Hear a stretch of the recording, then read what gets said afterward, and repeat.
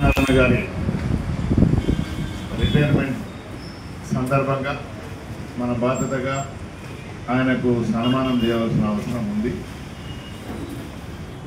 Short టైంలో మనం పిలవడం జరిగింది. వాస్తవానికి మనమంతా బిజీ ఉన్నది, ఆ స్ట్రైక్ మీద బిజీ ఉన్నాం. 9వ తారీఖు నాడు జరిగే సమ్మెను విజయవంతం చేయవలసిన అవసరం ఉంది. ఆ సమ్మె కార్మికుల జీవితాలను మార్చే సమ్మె అది. ప్రభుత్వాలు అన్నీ కూడా ఏ ప్రభుత్వం ఉన్నా కార్మికుల పైన శ్రమ దోపిడీ తీసుకొచ్చి 10 గంటలు పెంచే కార్యక్రమం తప్ప ఏమీ లేదు.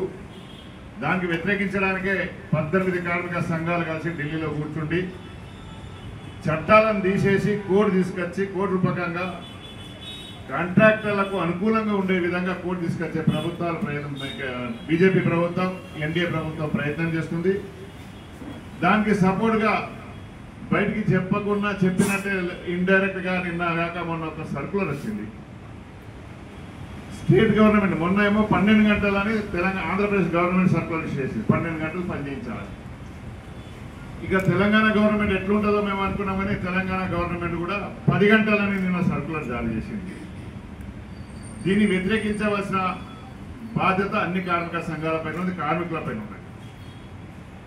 నిన్న మేము చూసినాం, మంత్రి వస్తుండని సన్మాన సభ మమ్మల్ని కూడా చెప్పడం జరిగింది. సన్మాన సభకు మేము రాము, ఒకవేళ ఆయన వస్తే ఈ లేబర్ మంత్రిగా మేము రెస్పెక్ట్ ఇవ్వాల్సిన బాధ్యత మాకు ఉన్నది.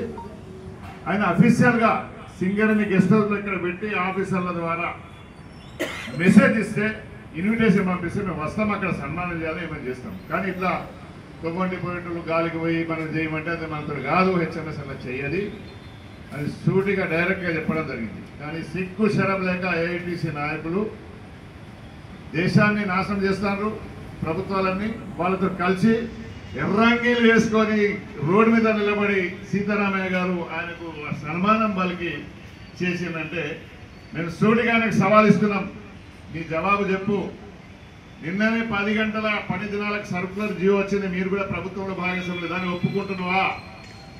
ఒప్పుకున్నట్టే ఆయన కలిసి తింటున్నారు. అలాగే తీసుకున్నాం. మరి ఈ విషయంలో ఎందుకు మాట్లాడలేదు అంటే, కొన్ని కార్మిక సంఘాలు ప్రభుత్వంతో అనుకూలంగా ఉన్న కార్మిక సంఘాలు ప్రభుత్వం కార్మికుల కోసం కాదు, ప్రభుత్వాల కోసం, పోస్టుల కోసమే పనిచేస్తున్నది నగ్న సత్యం తెలిసిపోయింది. ఏదేమైనా మిత్రులారా, మీరందరూ ఇంపార్టెంట్ కార్యకర్తలు. 9వ తారీఖు నాడు ఎవరు ఏం చెప్పినా సమ్మె చేయాల్సిందే, సమ్మెలో పాల్గొనాల్సిందే. మన కార్యకర్త ఎవరు కూడా డ్యూటీకి పోవాలని నేను చెప్తున్నా మన మిత్రులకు. ఎందుకంటే కొన్ని సంఘాలు ఉన్నాయి, మేము ఎసెన్షియల్ స్టాఫ్ మేము చేస్తాం, వాళ్ళకి సమ్మె పిలిపిస్తాం అనే డ్రామా అంటారు. ఆ డ్రామాలు వద్దు. మొదటి నుండి కూడా మన నైజాం అదే, ఏ సమ్మె పిలిపిస్తే సమ్మెలో మనం ఫస్ట్ ఫ్రంట్ లైన్ నుండి ఇది చేస్తుంటాం. అదేవిధంగా నారాయణ సాబ్కు ఘనంగా చేయవలసిన బాధ్యత మనకుండే. నారాయణ సాబ్ సారి లిమిటెడ్ టైంలో లిమిటెడ్గా చేస్తున్నాం, ఘనంగా కూడా ఒకసారి చేస్తాం. ఇంకోటి పెద్ద ఎత్తున అన్ని కంపెనీ లెవెల్లో ఈ రామగుండం రీజన్ నుండి వాళ్ళ ఆయన మామూలు వ్యక్తి కాదు, కింది స్థాయి నుండి మామూలు ఎంప్లాయీ, ఎటువంటి మామూలు వ్యక్తి, ఎటువంటి సపోర్ట్, ఎవరి సపోర్ట్ లేకపోయినా సొంత కృషితోటి క్లర్క్గా సెలెక్ట్ అయ్యింది. ఆ టైంలో క్లర్క్గా సెలెక్ట్ కావాలంటే బాగా బలిసిన వాళ్ళే సెలెక్ట్ అయ్యేది. పైసలు పెట్టి ట్రైనింగ్ ఇచ్చేది.